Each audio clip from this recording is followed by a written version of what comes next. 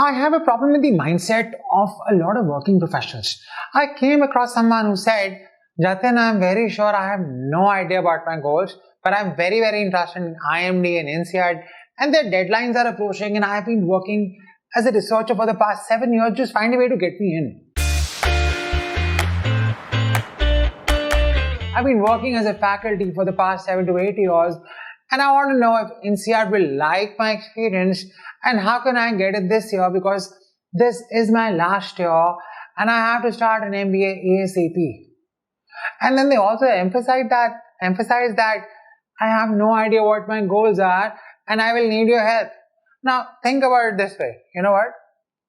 A lot of flaws in this thought process, guys. First of all, I don't mind if you don't know your goals. You know what? That's what I do for a living. I train people on understanding how to move forward in life in a B-school setting. But I hate to see that despite that, like if you're clueless, that's okay. But despite that, you're also creating these artificial emergencies in your life by talking about, your age and how this is your last year, and then you also want to do everything in a 1-year MBA. Yeah, it's like if you come from a very unrelated career and you've not spent any time building that understanding, and that is okay, absolutely fine. But if you don't even want to do it going forward, and yet you want to compete with other professionals who've been working in a very, very rigorous setting, and when I say competing with them in a B school, and you want to compete with them who've been in a very rigorous setting for a very, very long time and have throughout their entire lives, they have thought through their goals, not through their entire lives, maybe for the past 2 years in their corporate career. Their goals are very, very well structured and they know where they're headed. And to be fair, I want you to spend that time as well. And if possible, guys, do a 2-year MBA. So what do you think will happen in a 1-year MBA? Just imagine. The moment you get in, and if you're absolutely clueless, imagine your situation. You will have to figure out all of that.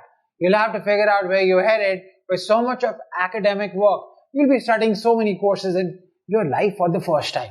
Some courses will require you to do a lot of Excel sheet modeling, study leadership, do a lot of heavy lifting in finance, courses in corporate strategy, turnarounds, workouts. And it is okay if you're confused between two great alternatives of goals, or if you worked rigorously in your admissions process to build a thorough understanding of your goals. But if you did not, then I'm sorry, an overnight transition is really not going to happen in those 10 months. And when I suggest that, to some of these people, I said, you know what? Can you maybe switch your job and move to something? Listen to this. And you also do this. I said, you know what? Can you switch your job and move to something which is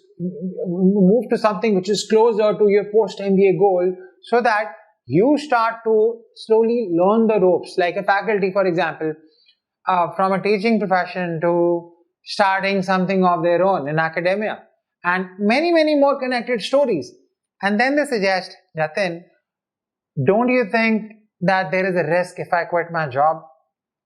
So you acknowledge that there is a risk if you quit your job to start something new or different, but you do not see a risk in quitting your job, paying them 90 lakhs just because they sent you an email stating, hey, congratulations, you've been admitted, and you are given 10 months now to learn, run, connect, transform, do everything.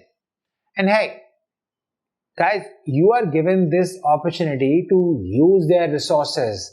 They are not adopting you. How much can you do in 10 months?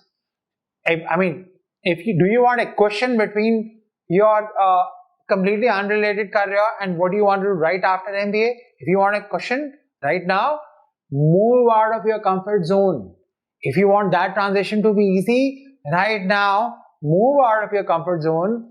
Get used to chaos.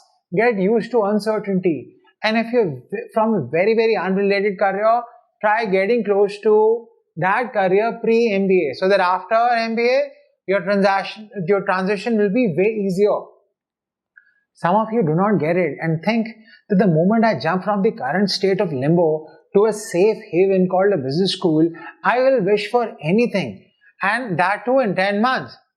Seriously, it is not going to happen like that.